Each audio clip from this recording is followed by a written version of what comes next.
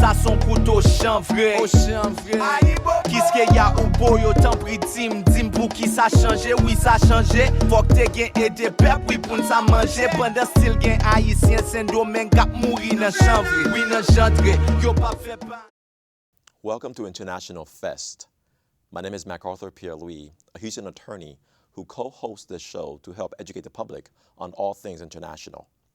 Today, we have a guest with us who is a king from Nigeria, His Royal Highness, Mr. Eluojierior. He is the Onogie of Igueben. And we're going to take a break, but when we come back, we're going to introduce the public to His Royal Highness and discuss with him his people, his culture, and his monarchy when we come back.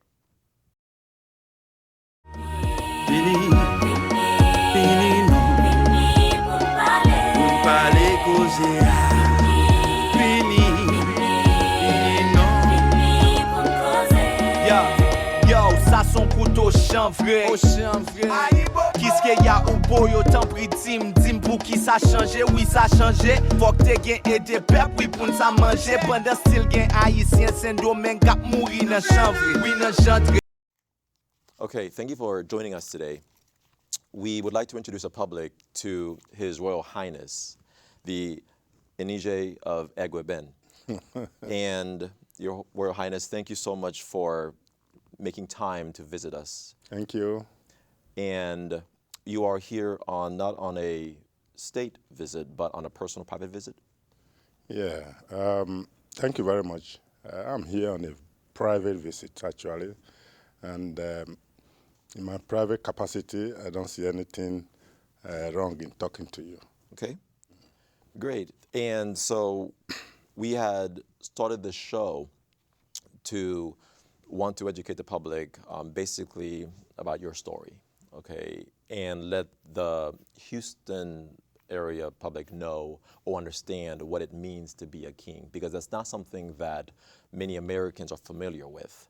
And so I wanted to just have you take us back in time and educate us about where your monarchy comes from and where originally did the Igueben people originate in Edo State, Nigeria. Yeah, thank you very much.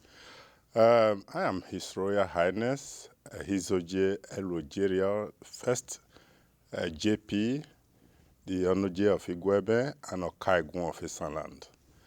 The name derives from the title I hold as the king of my community.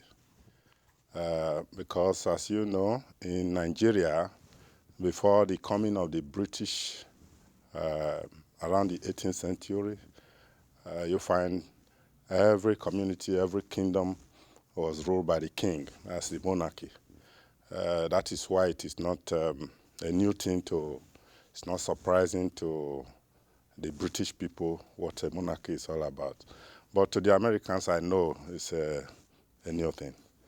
And so in my kingdom, we have quite a number of other kingdoms within the district. Okay. What you might call a district is ruled by a chairman in my own place, what you will refer to as a mayor here in the United States. Okay, so if I may, so the equivalent, just to help our American viewers understand, so the equivalent of a kingship in where you're from is equal to, say, a city that has a mayor. Thank you. So you would be considered the equivalent of a mayor, possibly, from where you're from? Not quite. Okay. Not quite, because within that city, you have other kingdoms. Okay. These kingdoms are quite independent, yet they are more or less, I am one amongst equal in the kingdom, because I stay with the mayor or the chairman, as the case may be. Therefore, we have many kingdoms within the district. I understand. Okay, and now that's a present state of affairs, but could you take us back to as early as possible to where your kingdom can be traced? Yeah, essentially, Igueben kingdom came into being around the 15th, 16 AD. Okay, 15, 16, 80. Yes, and the story is that the Benin kingdom in that part of the world, Saying Benin. in Benin kingdom, Edo State, present Edo State, had its rule extended virtually most part of Nigeria. Okay. You know, and in those days, before the British came in, it was a matter of wars, intertribal wars. Okay. Therefore, the Benin Kingdom from time to time do engage in war of subjugation. Gotcha. You know, in an attempt to expand the kingdom, Okay. or repel any attempt to your invasion. Okay. Therefore, the warriors from time to time go on such missions. Okay. And it is in one of these expenditure that you had the name Ebe, the man Ebe, left Benin, leading other warriors to ward off some invaders. Okay. And they passed this particular spot of settlement now known as Igueben. Okay. A year later, in 1516. Before we continue on, so just to recap the story, from the Benin Kingdom to repel the invasion, this man, Eben, Yes. he went through the area known as Igueben Present. today Yes. to repel who exactly? Yeah, another kingdom we call the Ida in another from another area. Another group of people? Yes, another group of people.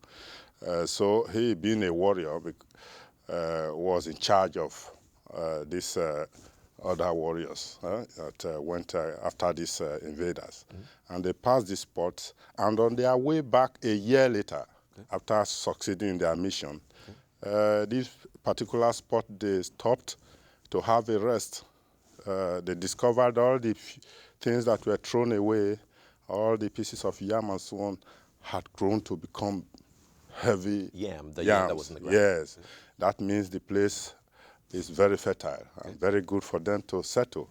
And they decided to send emissary. The Eben decided to send emissary back to the Oba. In those days, you have to take permission because that would be rebellious. To the Oba to say, oh, this place has been found to be so good, we want to remain here, settle here, and live here. And as usual, we'll take some items, some gift to show the Oba that this is why we want to live here. Fertile land. Okay. And we don't forget that in those days, there was this Obas of Benin in those days were very ruthless.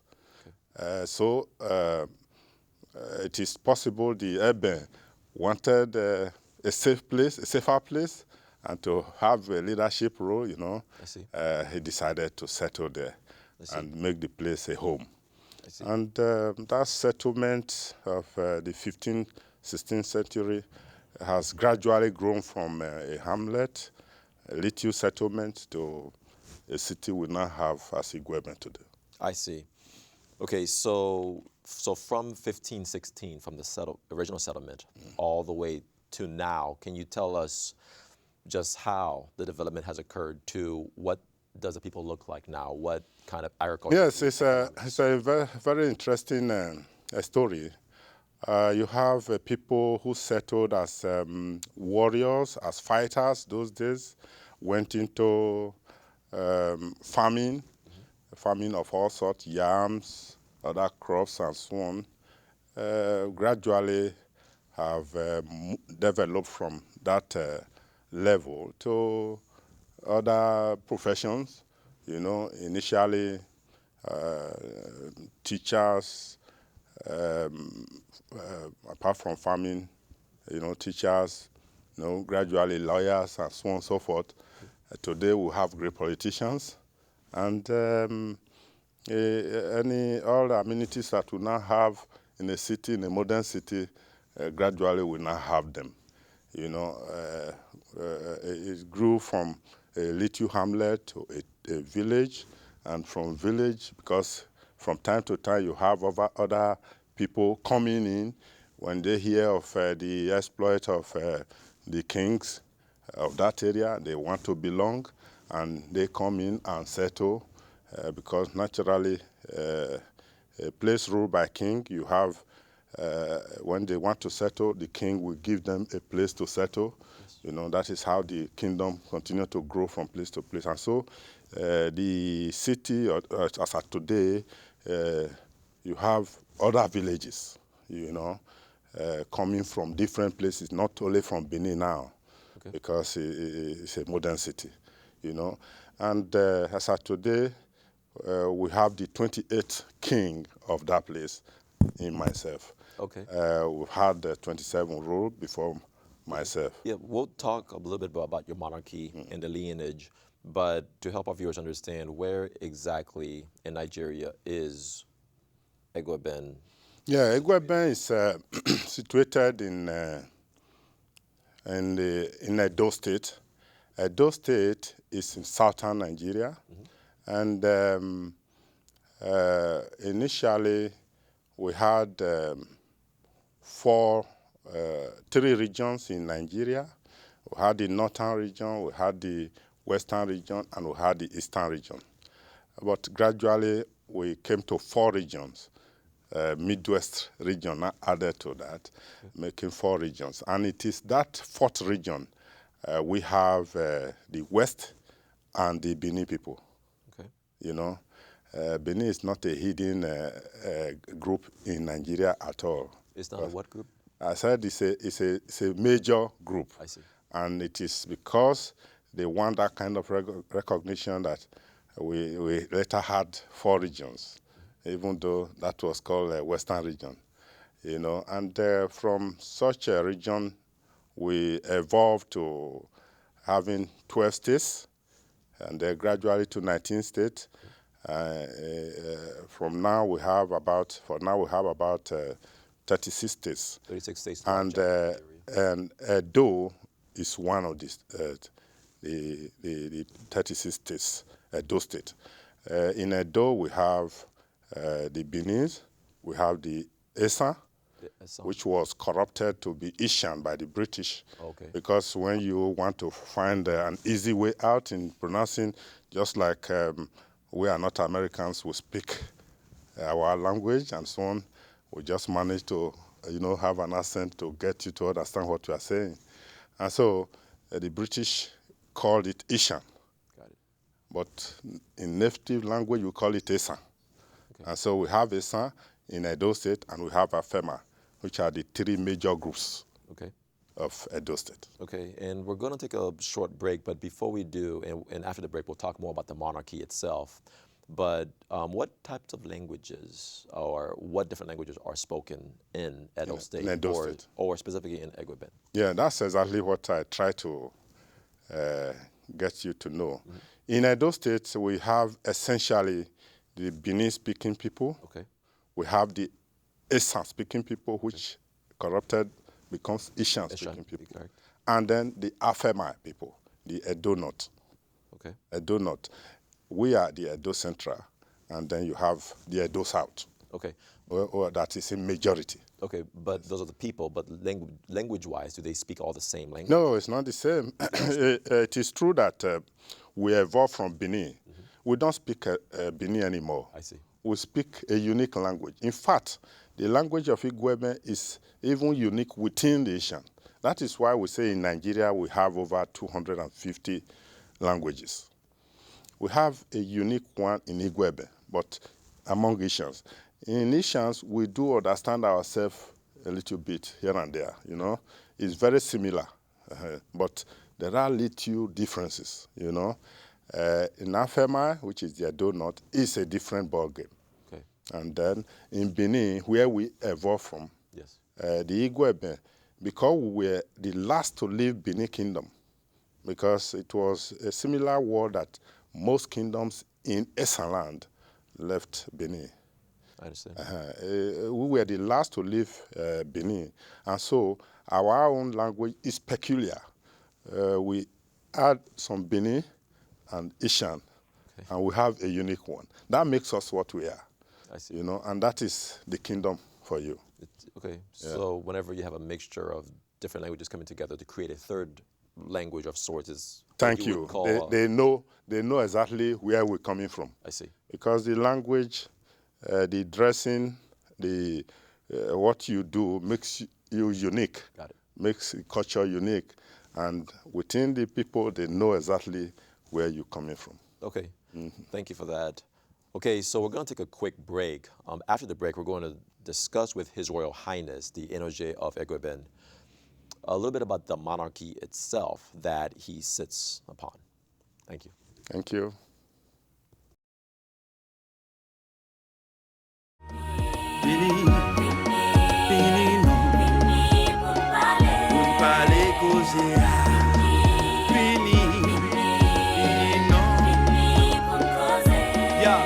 Yo, ça son couteau chanvré. Qu'est-ce qu'il y a ou boyo tant pris dim pour qui ça changé, oui ça changé. Faut que t'aies gain et des peuples, oui pour ça manger pendant.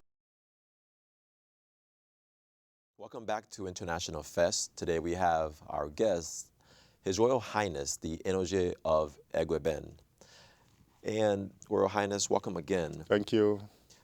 I wanted to just ask you some questions on the monarchy itself. Now, you are a king, and the word king in your language is called Enuogie, Yes. correct? And I hope I'm pronouncing it correctly. You're getting something. So, as Enuogie, does the word king capsulize it, or what exactly is it to your people? Yeah, the word Onogie in my area is typifies the founder of the place, of that kingdom. Okay. That is the meaning there. If you have in Benin, the bigger kingdom where we come from, the name of the king is Oba. Oba. The Oba of Benin. Got it. The Onogie of Igueben. Okay. Then in the north, you have the Sultan of Sokoto, Okay, Sultan. who is more or less the religious head of the entire Muslim people in Nigeria. I see. Don't forget, the northern part of Nigeria, you're looking at the Muslim, and then the southern part, you have different name for the king, for the monarchy, the head of the kingdom. In the Yoruba area, the west I mentioned earlier, you have Oba also, Oba of Lagos, Oba of Ibadan. The Oba, they use that name. Yeah, but down to Igueben in Ishan, we have the Onogie. Okay. Yeah. And where does the Enuogie come from? What's the legacy? Yeah, that is what we just mentioned that the headship, the founding of the kingdom determines what name you answer as the king. Okay. You know, and I told you we evolved from Benin. Correct. You know, so virtually all the kingdoms in Ishan, which I told you the British corrupted to be Ishan, they answer Onogie. Okay. Onogie means the head of the kingdom. Okay, so how many Enuogie? We have, in Ishan, we have 35 Enuogie. We call it, when it's plural, you call it Enuogie. Enuogie, plural, but plural. Onogie. Onogie, singular. Okay. Thank you. You don't have S for the plural. Okay. And so we have 35 in Esanland. Okay. And every kingdom is independent. Okay. Every kingdom is independent because that is the founding. What makes you a king? A king, you have to be, you are a founder of the kingdom, and you are supreme in that domain. You are not subject to another rulership. You know, that was why the British, when they came around the 18th century to Nigeria, they had to rule through the kings, which we call indirect rule. Correct. That was what was in place until 1960 when Nigeria gained independence. Yes. When we're talking of independence, America independence, is it 1776 or something? Correct. But we gained independence just yesterday here, 1960. And when the British were there, they ruled through the king because they know that the people listening to their king more than dealing with government. In fact, during Why is that? Yeah, because in those days, before the discovery of oil in Nigeria, for example, which was around the 70s, the British needed to deal with the people. They needed to collect tax. They needed to rule. There's no way you can rule a people without, the taxation and so on. And that can only be done through the kings. I see. They could not interact with the people. Today we know education has taken us very far. But those days, you cannot deal with people at all unless with the king. And that was why when we gained independence, one can say even our own people, the enlightened people that took over from the British, the Ehizogie, the Eluojierior, and what have you that took over, they were more or less still ruling with the kings because they could not dispense with the kings. These are their own kings. Exactly. And that is what has happened over the years. I understand. Yeah. The politicians today, they rule, they still make use of the kings. Although we're not calling it indirect rule because they are part of the people, they have to consult with the kings in all they do, especially during politics. Okay. During elections and so on. So you said that in Esanland, there's 35 kingdoms. Yes. But for your specific kingdom, how many Onogie have there been? Yes, my Igueben, we've had 27 kings. Okay, so you're the 28th. I'm the 28th, and I'm still ruling. Okay. I have ruled for more than 30 years now, and by God's grace, I'm still there. Yes, in fact, congratulations. Thank you very much. This year is your 30th anniversary on the throne, correct? Yes. Okay. And during such ceremonies, the whole kingdom come together to celebrate with me. People from outside the kingdom who have been hearing of me or who are my friends and so on, they all come around. And it's a week-long activity. It's a big program. I see. And I do have in my hand a compilation written by Dr. Pascal Abhonomen, who wrote a book on the monarchy, okay, specifically in a biography about you. Has there been other books written on other Onogie like this? Don't forget where we are coming from. I told you the independence of Nigeria only occurred in the 60s. Between 60 and now, I think we are celebrating our 50-something independence. Right. We didn't have that opportunity to have enlightened kings. Even during my father's reign, which is between the 30s to 50s, he was just a high school, literate man. And even at that stage, he was a secretary to the Benin monarch, the Benin Oba, because he was better than others, Yeah. Then you would then understand that you understand where we're coming from. If the first teaching hospital we had in Nigeria was founded about 1948, then you're thinking of the universities that came up after that. You know that we didn't have literate Enuige or Oba and so on. Only very few of them because they did not have opportunity to go to the foreign land, to go to school or something. So, and in fact, it's only now we're having literate head of the kingdom. Because, as I told you, the kingdom in my own place is hereditary. Yes. It's from father to eldest eldest surviving son, where female are barred from the throne.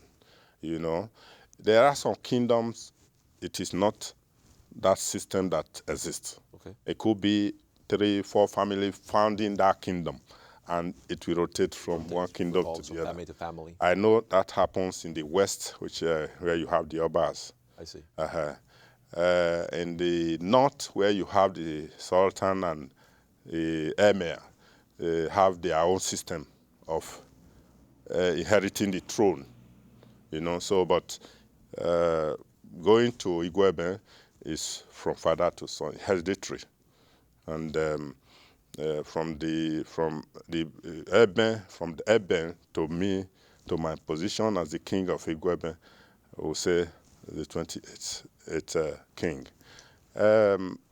You understand that that will depend on how a king stays on the throne before you get another one.